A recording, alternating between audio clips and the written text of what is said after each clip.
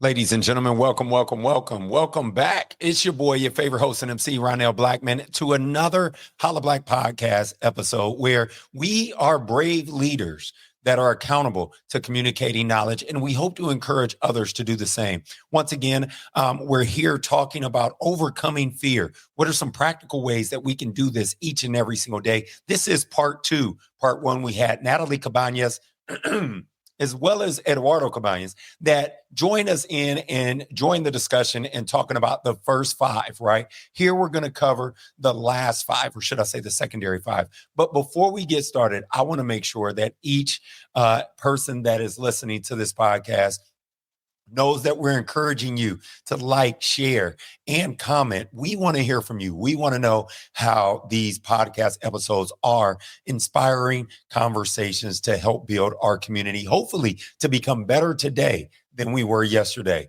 Excuse me. I had an event last night, so my voice is a little bit hoarse, but neither here nor there. We're going to dive straight into, before we get started, also, I want to encourage or ask if you would check us out on YouTube as well, so that you can see the video live, so that you can also subscribe to the video, or should I say to our YouTube channel, so that it can allow for us to build community to more and more individuals as we keep sharing our message, as we keep sharing the different conversations that we're having with each podcast episode. Now, with that being said, I want to share the motivational quote for this episode, which is good, better, best. Never let it rest. Ooh, I like that. Till your good is better and your better is best. That's by St. Jerome. I also want to share with you a biblical passage that I got that I truly believe is inspiring, not only to me, but so many people around me. Philippians 4:6 of the New Living Translation. It says, don't worry about anything. Instead, pray about everything. Buddy of mine's always says, how you do anything is how you do everything. Tell God what you need and thank him for all he's done. I know some people are like, man, is this a spiritual podcast? Is it? I just love to share the fact that I am faith-based, but the fact that I truly believe that it is a way that I have developed and reached a lot of my goals, or a lot of the successes that have come my way, is through my belief in God. So I like to share a verse with everyone as well. I want to also go over the fact that, last week we defined fear. We talked about, how it's a concern or it brings anxiety. We also want to talk about those first 5 ways, practical ways that we can overcome fear. Number one, starting with acknowledging your fear. Yes, we talked about that. Acknowledging your fear being number one. That's the number one thing that, we always should do, is recognize and name said fear, right? Understanding why we're afraid and how it allows us to address it effectively instead of avoiding it. Oftentimes we try to avoid it. Number two, breaking that thing down, right? Dividing overwhelming fears into smaller, manageable steps. Number three, preparing and planning. We brought E on, we brought Nat on. We talked about whether it's professional or if it's personal, preparation can reduce fear significantly. We also talked about number 4, reframing your mindset. I love it. Shout out to Jada, Dr. Jada Jackson, Hill, who came out with a book talking about, reframing your mindset, right? Viewing fear as an opportunity for growth rather than threat. Then number 5, practicing visualization, right? Having those practicing habits, should I say, to see yourself succeed, see yourself, what it looks like for your family to be on vacation, right?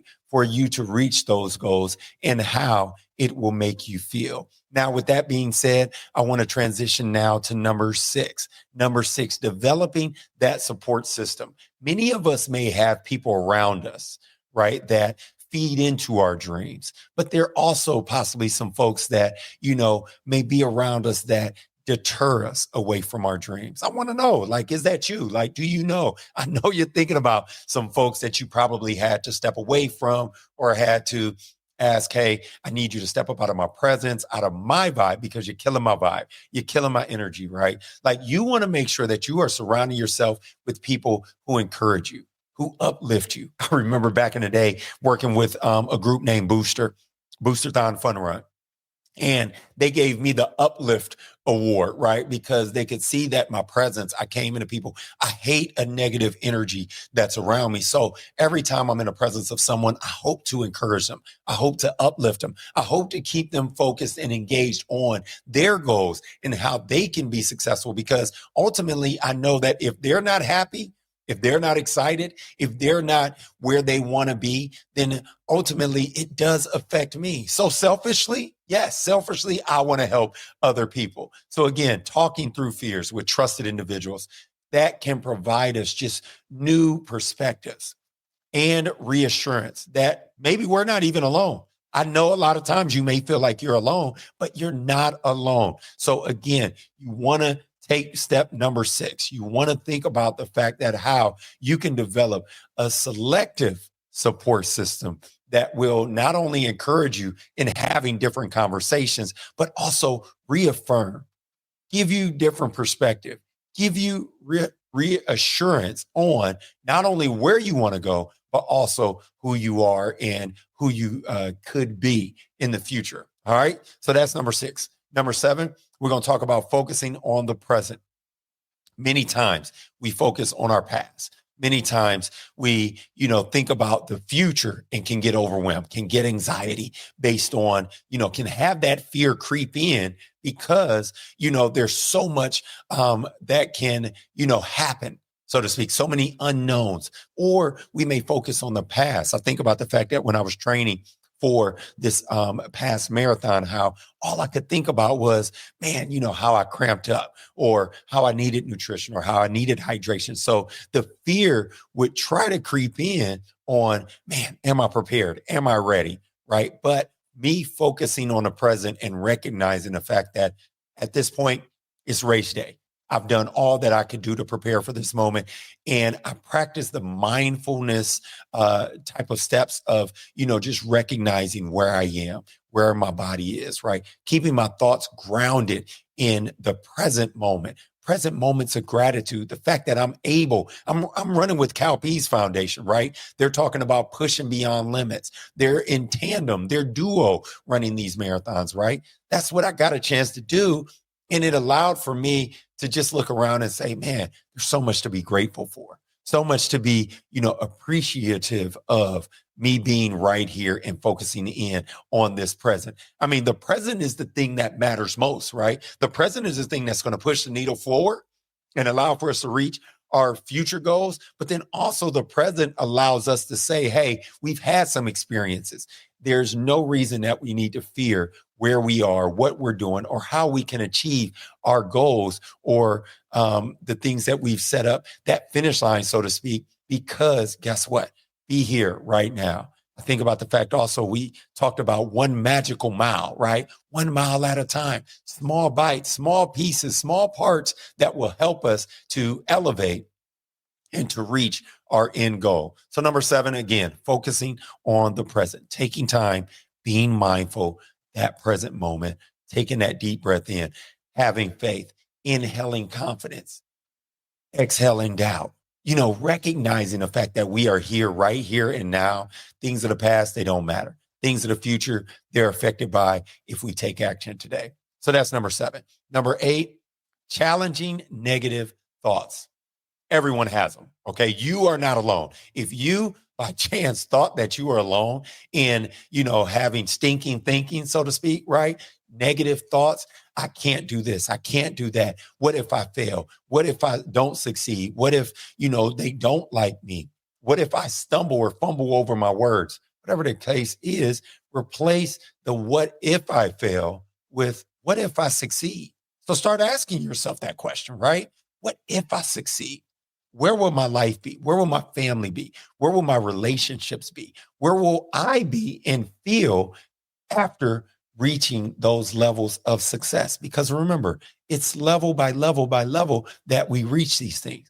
Question and reframing self-doubt into self-belief is the way that we together and individually can challenge those negative thoughts. Instead of saying, this is what happened and this is why I won't succeed, let's start challenging our thoughts to say, hey, this is what's going to happen and this is why we will succeed. With that being said, right there, I'm going to take a quick pause, take a quick moment, and gather up as we complete the rest of this podcast.